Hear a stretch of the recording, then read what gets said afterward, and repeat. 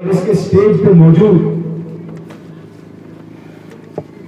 यहाँ के हमारे मकबूल नेता,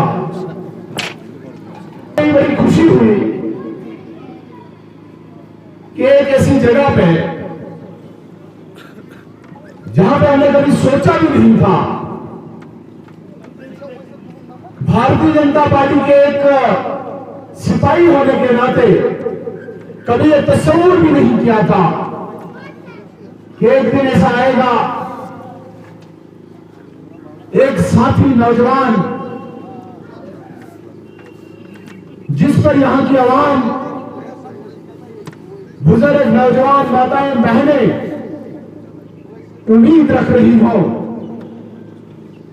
कि आने वाले पीढ़ी का भविष्य इस नौजवान के कंधों पे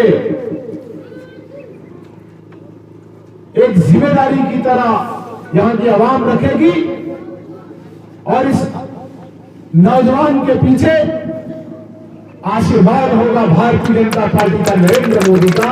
यह कभी हमने सोचा नहीं था। आज मैंने ये अपनी आंखों से जब देखा, इंजीनियर एजाज के प्रति लोगों में कितना विश्वास है, लोगों में कितनी उम्मीदें हैं, मैं आपको यकीन दिलाना चाहता हूं। जितने भी बुजुर्ग यहां पर बैठे हैं, बहुत लंबे समय से आपने कश्मीर की सियासत देखी। मैं आपके सामने एक छोटा बच्चा हूं। आपने अलग अलग दौर देखे होंगे जम्मू कश्मीर की सियासत के, और खासकर कश्मीर की सियासत का। लेकिन साथियों, आज जिस चौराहे पे जम्मू कश्मीर की सियासत है,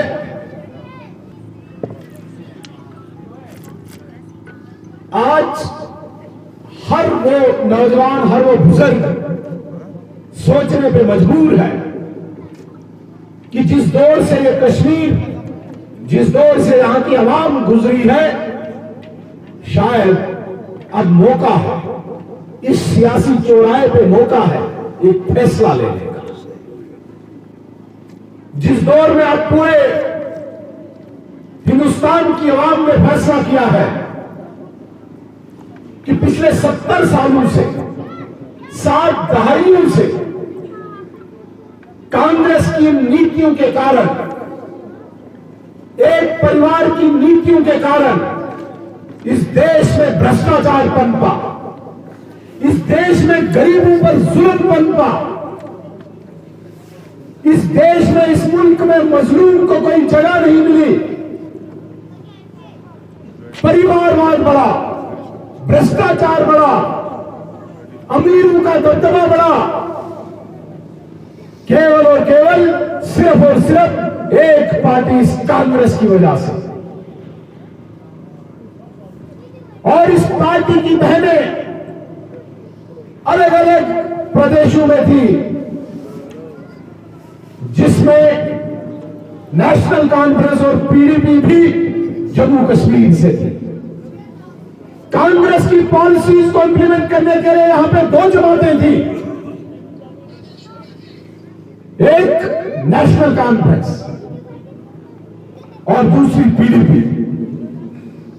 साथियों, अगर इनकी करनी पे हम थोड़ी सी नजर डालते हैं, हमें जुल्म, करप्शन, भ्रष्टाचार, परिवारवाद, इसके अलावा कुछ नहीं मिलेगा। यह फैसला किया था कि नेहरू खानदान से जो पैदा होगा वो प्रधानमंत्री बनेगा, और अब्दुल्ला खानदान से जो पैदा होगा वो चीफ मिनिस्टर बनेगा। किसी गरीब के घर से पैदा हुआ कोई लड़का, अगर उसमें वो सलाहियत है, लेकिन उसे जगह नहीं मिलेगी। क्यों? क्योंकि उसे अब्दुल्ला खानदान की मोहर नहीं।